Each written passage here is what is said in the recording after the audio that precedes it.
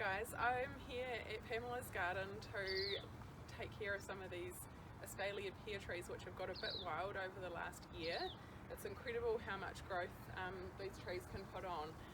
Espalier pear trees, they naturally want to grow to about 4 or 5 metres tall, so you've really got to prune them to keep on top of the new growth and keep them in shape. So what we're going to talk about today, and I'm going to prune this pear tree to its normal cordon horizontal tiers and get rid of some of this big growth and try and encourage more spur production, because it's the short stubby spurs which are produced hopefully all the way along the branches, which produce fruit on those year after year. So this is an example of almost a metre of new growth from last season that is upright and vigorous and vertical and not productive with fruit. So what we need to do is cut these off and cut them down to 2 or 3 buds to try and encourage some spur production off these. So I can just see there's a couple of buds here, so I'm just going to cut to that point and get rid of that. These will hopefully produce grow spurs off these. Yeah. So we just need to go through and do quite a lot of this.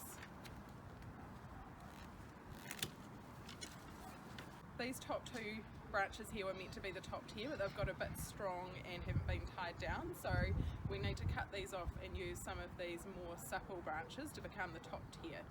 We're going to get the saw out and get a bit serious with the pruning.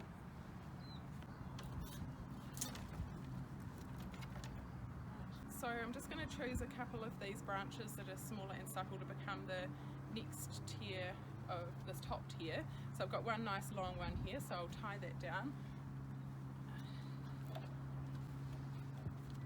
One of the things with espalier training is that you want to make sure that you're not tying the whole branch down to horizontal until it reaches the width that you want the whole plant to be.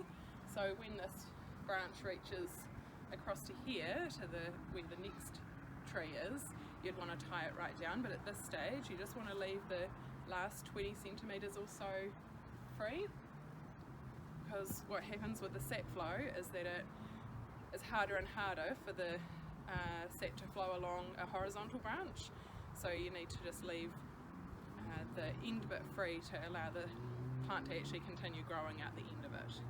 So just tie that off so it goes in the right direction, but just leaving that bit there free. When that starts growing again at the end, it will grow up like this, and just gradually tie the branch down as you go along.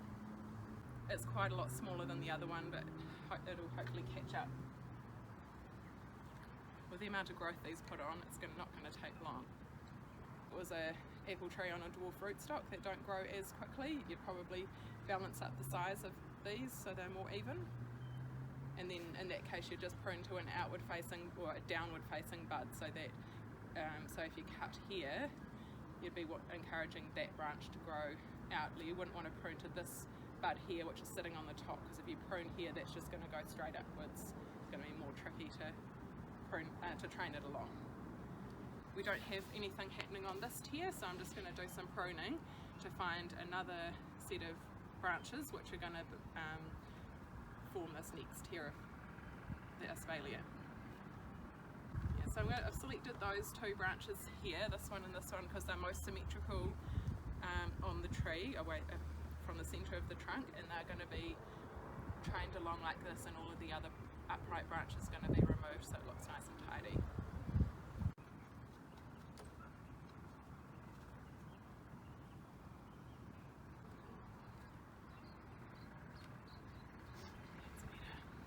That's better. Great. Okay, so now just go through it and finish off this tidying up pruning of shortening these upright branches, huge amount of growth, and shortening them to try and encourage spur production. Summer pruning is really useful to help reduce the vigour of the tree, because by giving it that wee shock it stunts it, and also you're removing some of the leaf coverage, which helps to reduce its energy source, which then helps to slow down the growth.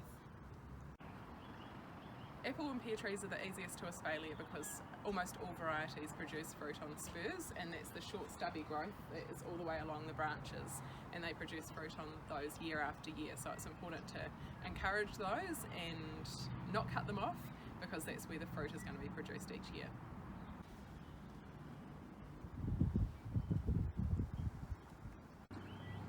So by pruning all of this vigorous upright growth that was here off, the idea is to try and encourage spur production at all of these points. So off all of these little branches, we hope to have spurs growing.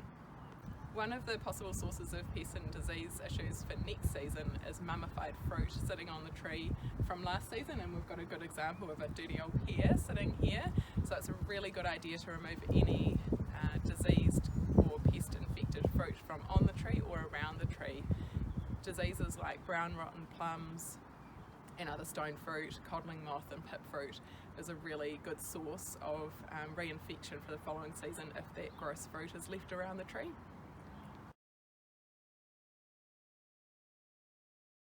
It's important to make sure you use really good pruning hygiene, so this is a methylated spirit solution to clean your pruning tools, and it's a good idea to clean them between each tree that you prune, so you're not moving any diseases from one tree to another. A pruning paint like Seal or Prune, which is a new version of the product, is really essential to use, particularly on stone fruit, which is susceptible to getting diseases like bacterial blast or silverleaf into the pruning wounds. So rule of thumb is anything bigger than your little finger or pencil thickness really should be protected with pruning paint. So it's important to get that on within an hour of doing the pruning, so it's important to get it on the fresh cut, and it helps to prevent any diseases getting into those big wounds. So an important consideration about doing the fruit tree pruning is making sure that it's good fine weather, so that it's not going to be a risk of getting pest or disease problems into the pruning wounds. So making sure that any pruning is done when there's a fine spell of weather of a couple of days, there's not too much moisture around, because that increases the risks for the trees.